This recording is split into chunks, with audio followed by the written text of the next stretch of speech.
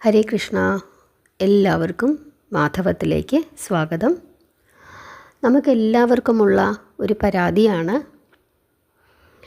നമ്മൾ എത്ര പ്രാർത്ഥിച്ചിട്ടും വഴിപാടുകൾ നടത്തിയിട്ടും ഒന്നും ഒരു ഫലവുമില്ലാതെ വീണ്ടും വീണ്ടും ഇങ്ങനെ കഷ്ടപ്പാടുകൾ വന്നുകൊണ്ടേയിരിക്കുന്നു എന്നുള്ളത്. കഴിഞ്ഞ വീഡിയോയിൽ ഞാനത് പറഞ്ഞിരുന്നു. നമ്മുടെ കർമ്മഫലങ്ങളാണ് ഇതെല്ലാം.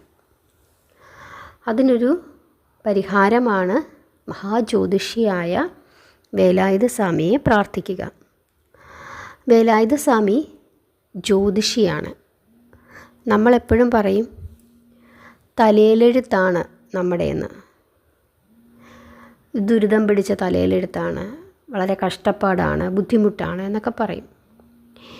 ഈ തലയിലെഴുത്ത് എഴുതിയത് സുബ്രഹ്മണ്യ സ്വാമിയാണ്.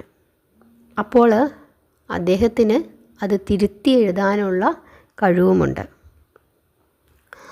നമ്മൾ അങ്ങനെ വലിയ ദുഃഖത്തിൽപ്പെട്ടിരിക്കുന്ന ആളുകളാണെങ്കിൽ, വലിയ പ്രശ്നങ്ങളാണ്, എപ്പോഴും അങ്ങ് കഷ്ടപ്പാടും ബുദ്ധിമുട്ടും പ്രയാസങ്ങളുമാണ്, ഒരുപാട് വർഷങ്ങളായി ഇതുപോലുള്ള കഷ്ടപ്പാടുകൾ അനുഭവിക്കുന്നുണ്ടെങ്കിൽ ചെയ്യാൻ പറ്റുന്ന ഒരു പരിഹാരമാണ് വേലായുധ സ്വാമിയോടുള്ള നിത്യവുമുള്ള ഭജനം. ദിവസവും മുരുക സഹസ്രനാമം, അതല്ലെങ്കിൽ സുബ്രഹ്മണ്യ സഹസ്രനാമം, ഒരു ബുക്ക് നമുക്കങ്ങനെ കടയിൽ നിന്ന് മേടിക്കാനായിട്ട് കിട്ടും. സഹസ്രനാമം വേലായുധ സ്വാമിയുടെ. ആ സഹസ്രനാമം നിത്യവും ജപിക്കുക.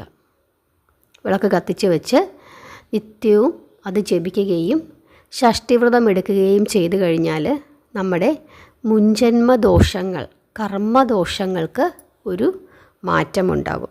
കാരണം മഹാജ്യോതിഷിയായ വേലായുധ സ്വാമിക്ക് ഇതുപോലുള്ള പ്രശ്നങ്ങൾ മാറ്റുന്നതിന് വലിയ കഴിവുണ്ട്.